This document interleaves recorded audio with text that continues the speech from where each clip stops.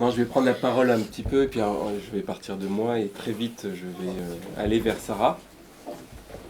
Sarah, dont j'aimerais beaucoup qu'elle nous parle éventuellement du deuil et de la mélancolie. J'ai beaucoup de respect et d'intérêt pour le discours psychanalytique, mais je ne suis pas compétent, donc je vais me situer ailleurs.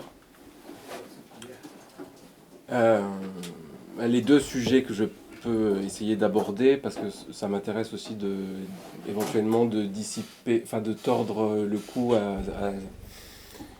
à des préjugés ou à des idées reçues concernant le sexe et le sadomasochisme, ce qu'on appelle le sadomasochisme, la domination, la soumission. Euh, déjà, je voudrais qu'on mette de côté tout ce qui est carnaval, folklore.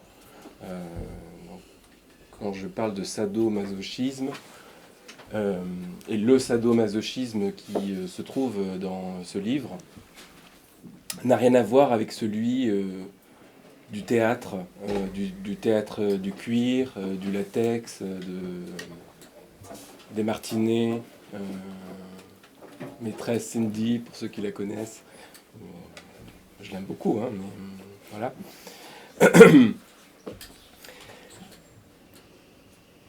Et il y a ce qui est intéressant, à faire, c'est des distinctions.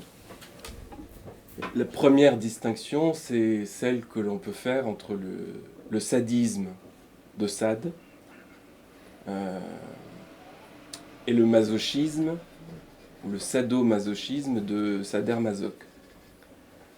Euh, c'est... Je me...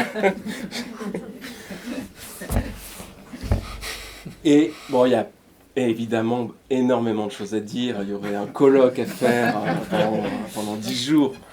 Donc je ne vais pas régler la question. Mais le premier élément, moi, qui m'intéresse, et qui est d'une certaine façon le début du livre, c'est que la grande différence entre le sadisme de Sade et le sadomasochisme chez Sader-Masoch, c'est l'idée, la notion de contrat, le contrat écrit même.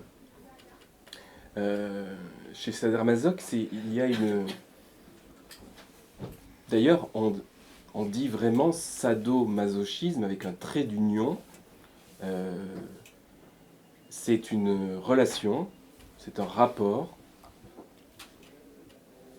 une alliance qui est le fruit d'un pacte qui a été écrit quelque part. Que ce soit les petites annonces, un site internet, une lettre.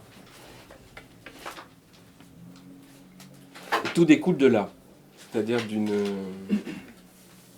il y a à un moment donné, des bases ont été établies. Une relation a été instaurée par l'écrit. Et c'est ça m'intéresse. Enfin, ça m'intéresse et ça me fascine. Et c'est ce qui se passe dans ton roman d'ailleurs, où le narrateur en vient à contacter un dominateur. Enfin, il rentre en relation par Internet et il y a un pacte, il y a un contrat écrit qui vient au préalable à la rencontre. Et si, en quelque sorte, le pacte n'est pas validé, la rencontre ne peut pas avoir lieu. Et c'est la grande différence avec le vrai sadisme chez Sade. Et là, par exemple, je pense à deux films, à Salo de Pasolini ou bien à Tom à la ferme de Xavier Dolan, pour ceux qui l'ont vu. Là, dans ces deux films, c'est du vrai sadisme.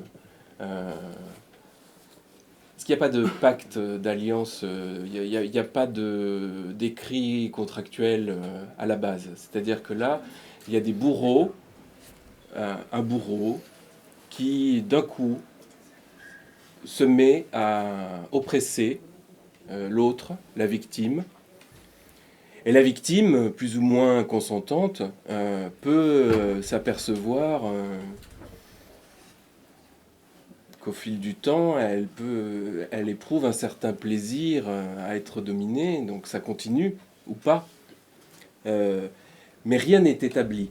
Tandis que chez Sader-Masoch, Effectivement, il y a d'abord choses écrites, contrats, et dans le cas particulier de mon livre, le narrateur, effectivement, ne cherche pas vraiment, il cherche tout et rien en fait. Il traîne sur le net et à un moment donné, par hasard, mais bon, le diable est dans les détails et le hasard est dans les détails qui font le diable. Il tombe sur cette annonce d'un dominateur à la recherche d'un soumis et il répond. Et, et après, c'est... Bon.